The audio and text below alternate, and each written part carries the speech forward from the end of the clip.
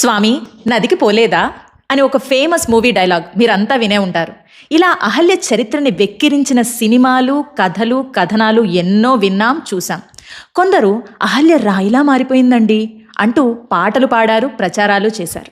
ఇది ఒక పక్క అయితే, ఇంకో పక్క అయ్యో అహల్యని ఇంద్రుడు మోసం చేసేశాడు, గౌతముడు అన్యాయం చేసేశాడు, సనాతన ధర్మం అంతా స్త్రీలను, ఆడవాళ్లని తొక్కేయడం, పురుషాధిక్యతను చూపించడం అంటూ కొంతమంది కుహనా ఫెమినిస్టులు చేస్తున్న నినాదాలు, ప్రచారాలు, ఆరోపణలు. ఫర్ సపోజ్ వీళ్ళందరూ కూడా హిమాలయాలకు వెళ్ళారనుకోండి.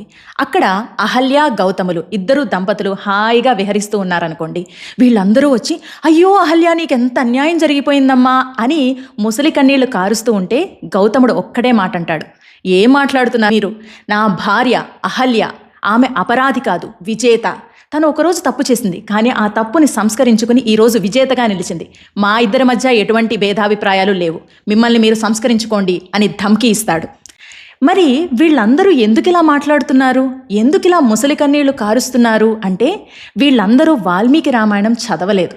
అక్కడో ఇక్కడో దొరికే ఏదో ఒక పుస్తకం, రామాయణం పైన కానీ మన భారత జాతి చరిత్రపై కానీ ఎటువంటి అవగాహన లేని వాళ్ళు రాసిన పుస్తకాలు చదివి మాట్లాడే వీళ్ళు, లేదా డబ్బుల కోసం మన చరిత్రని నాశనం చేయడానికి ఆల్వేస్ రెడీ అంటున్న మూవీ మేకర్స్, మీడియా ఉన్నన్ని రోజులు మనం మన చరిత్రకి దూరంగానే బతుకుతాం.